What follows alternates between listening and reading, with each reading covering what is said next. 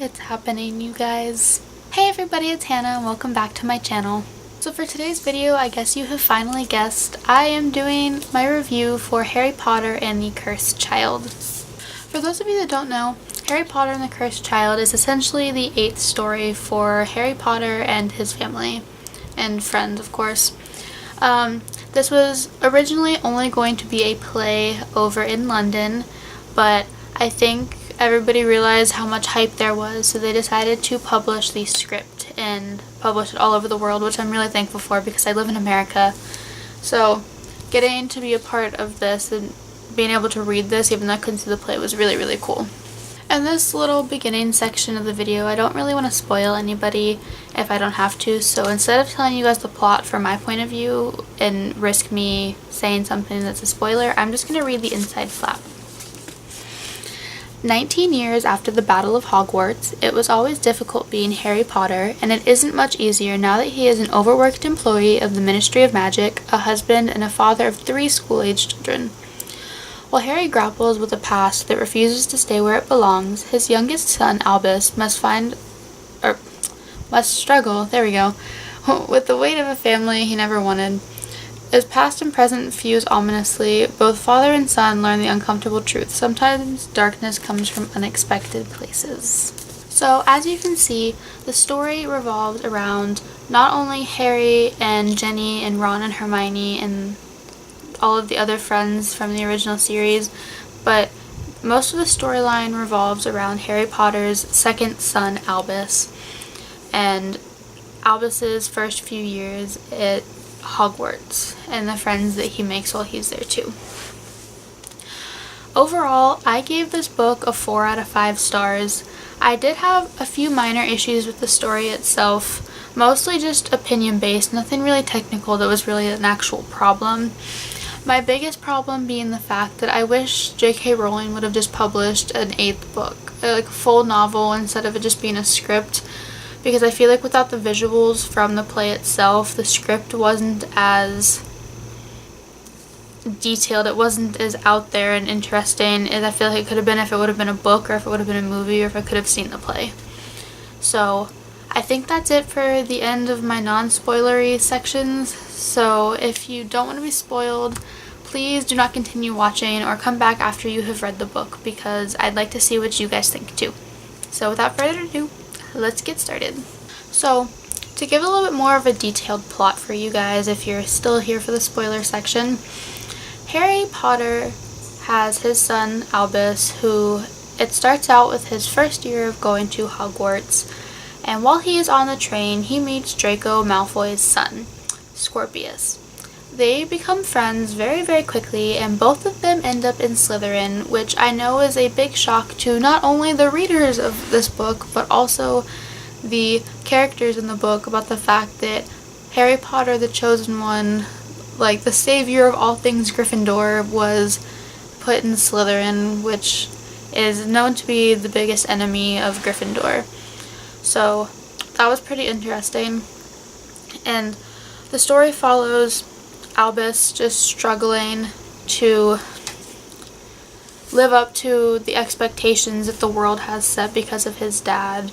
He is not as popular. He doesn't have very many friends except for Scorpius, and he gets bullied, and there's issues between he and Harry, which I actually like seeing because it shows a real kind of like real life relationship between a parent and their teenage child, not always being the most connected, not being able to communicate properly. I feel like that was very real. They could have made it a completely perfect situation and they didn't, which I appreciated.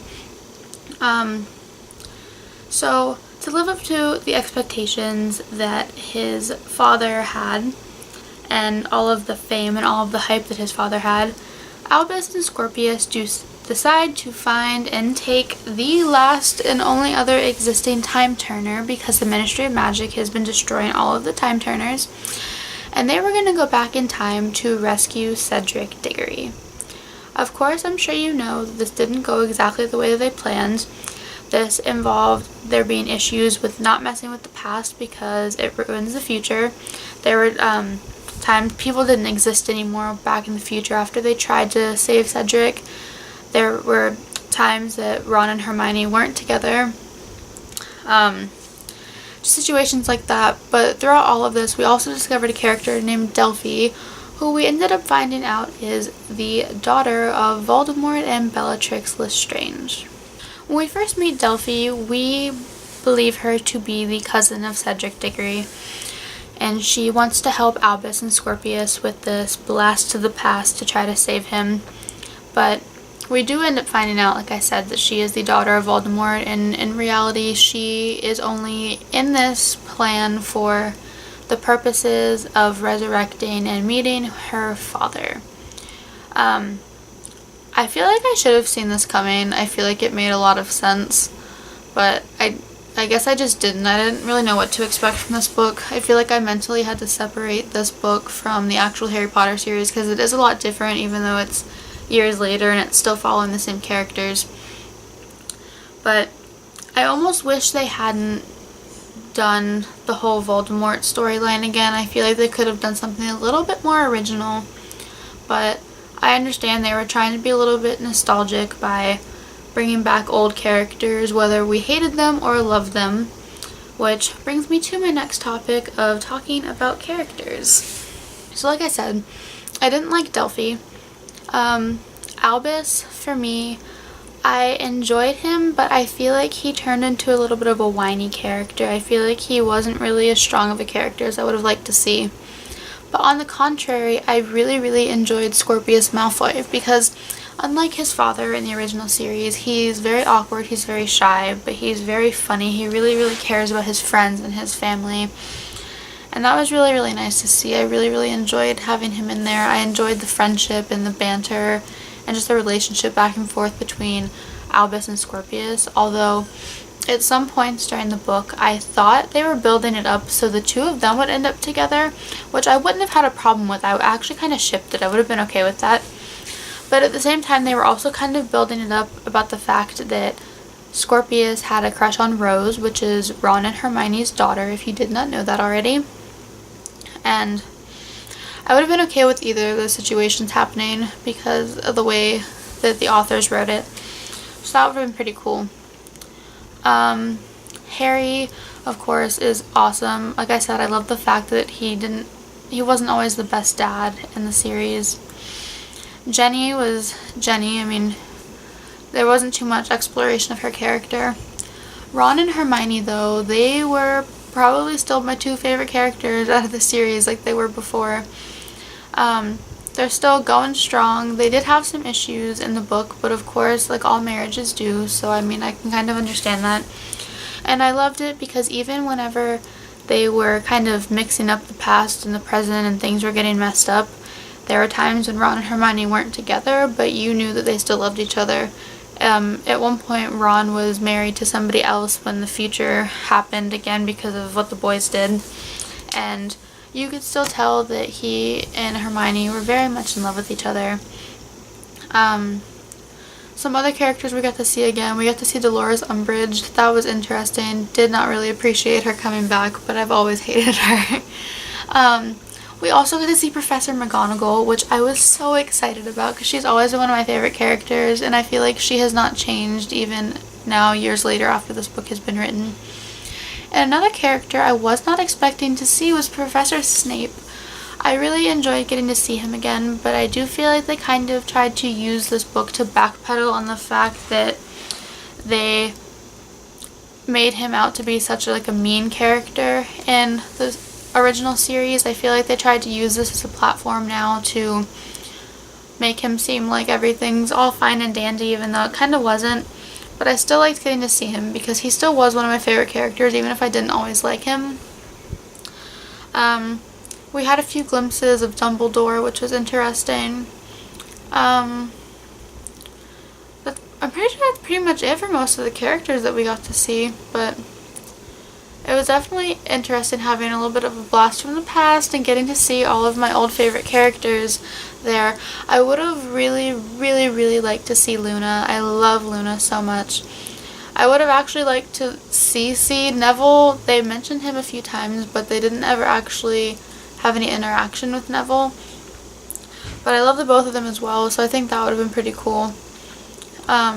most of the Weasley family. That would have been pretty interesting to see. I know they had to keep the book pretty short and the play pretty short, but I just wanted to see everybody. I want to see where everybody's at. I want to see who has kids now still and who doesn't, who's married, who's divorced. I wanted to see everything. I just want another like 800-page novel, and I want J.K. Rowling to write it by herself and not a playwright. But I just want all the details. I want more. I just want a whole nother series. Can we just write a whole nother Harry Potter series? Can that be a thing? Because that'd be great. So I guess overall, like I said, I feel like my biggest problem with the story was only with some of the characters slightly, as well as a little bit of the plot line, which really wasn't as big of a deal, but I feel like it's just because if they would have had the platform of having a long novel like all of the other books were, they would have been able to do a lot more. So I understand why they had to not do as much with the play because, or with the script I mean, anyways, because I mean, I don't know about the play could be a little bit different, but I do wish they would have just done a little bit more, maybe had the plotline be just a little bit different. But overall, I feel like it was a good thing for me as a Harry Potter fan to be able to catch up with my favorite characters, because reading Harry Potter was a wonderful experience for me. I honestly felt like I knew the characters, like they were my own friends or family. So getting to see where they are now was kind of cool, but I feel like you should read it if you're a Harry Potter fan. If not, you could almost read it on its own, like its own separate book, without relating it to the first 7 books. But it was really, really good, and I really think you guys should read it if you haven't, and if you've read the Harry Potter books, because you'll appreciate it more. So I think that's it though, you guys.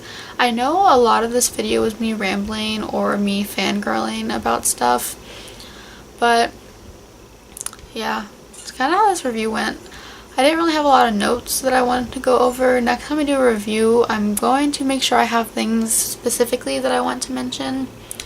But yeah, so first review, check mark off that list. So thank you so much for watching. If you want to watch more of my videos, you can subscribe. You can leave comments down below of videos you guys want to see.